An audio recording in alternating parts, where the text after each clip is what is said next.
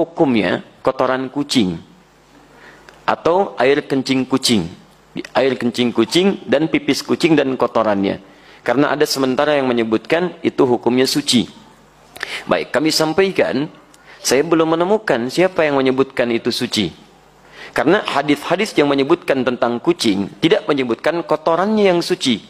Bukan pipisnya, tapi air liurnya. Ya, hadisnya benar yang disebutkan, tapi cara memahami hadisnya keliru. Apa sebabnya? Dua hal. Pertama, hadisnya tidak dibaca dengan ilmu hadisnya. Dalam ilmu hadis ketika akan membaca hadis, selain melihat bahasa hadis, juga melihat asbabul wurudnya. Sebab kenapa hadis itu muncul. Antum lacak lagi tentang hadis kucing itu yang sekarang marak dibincangkan, itu setidaknya ada di Abu Daud nomor hadis 75, di An-Nasai nomor hadis 68, di At-Tirmidzi nomor hadis 92.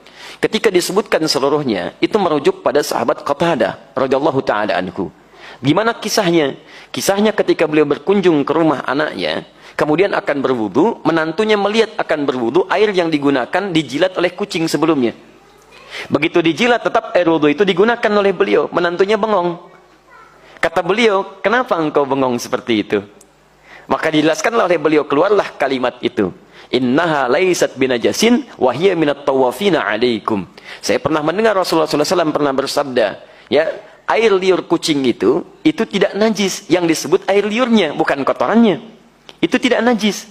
Karena kucing itu hewan-hewan yang sering hadir di sekitaran kita. Baik, dari mana tahu itu menunjuk pada air liur? Baca hadis 76-nya di riwayat Abu Daud. Ya, di situ ada riwayat dari Sayyidah Aisyah radhiyallahu taala anha menyebutkan, karena Rasulullah sallallahu alaihi wasallam di riwayatnya raaitu Rasulullah sallallahu alaihi wasallam, saya pernah melihat Rasulullah sallallahu alaihi wasallam yatawaddau bi fadli. Beliau pernah berwudu menggunakan air yang pernah dijilat oleh kucing. Jadi berbicara tentang air liurnya, bukan berbicara tentang kotorannya. Sekaligus ingin membedakan air liur kucing dengan air liur anjing.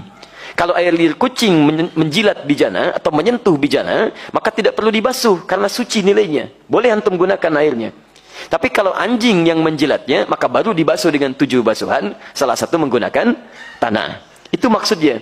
Dan semua mazhab di sini sepakat. Makanya ketika disebutkan dalam kitab Al-Ikhtiyarat di halaman ke-26, disebutkan qaul sampai ke Syafi'i, sampai ke Ahmad, dan disimpulkan wa qaulul ashab, qaulul ashab. Dan pendapat para sahabat terkait dengan masalah ini, maksudnya para sahabat mazhab dari Asy-Syafi'i, dari Ahmad, mereka menyimpulkan. Lihat kalimatnya, wa qaulul ashabi. Dan kesimpulan dari pendapat sahabat-sahabat mazhab menyimpulkan al-hurratu wa ma dunaha minal khilqati tahirun. Air liur kucing itu, ini pembahasan tentang air liur. Makanya tafsirannya disebutkan su'rul hurrah. Air liur kucing itu atau hewan yang lebih kecil daripadanya, ketika menjilat apapun maka dinilai suci. Kapan tiba-tiba muncul keterangan jadi, maaf, air pipis kucing? Nah, itu kitab pernah disalin lagi teman-teman sekalian. Tapi salinannya tidak melihat kepada manuskrip, ada pecahan-pecahan. Ketika disalin itulah muncul versi kitab, berubah dari kata qaul jadi baul. Baulul hurrah. Asalnya qaulul ashab fil hurrati. Qaulul ashabnya hilang jadi baulul hurrah. Baul itu artinya air pipis. Maka berubah terjemahan. Air pipisnya kucing itu suci. Dari sini bencana mulai muncul.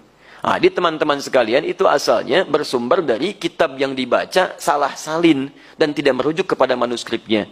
Dan nggak apa-apa, kan namanya manusia. Manusia itu kan bukan malaikat.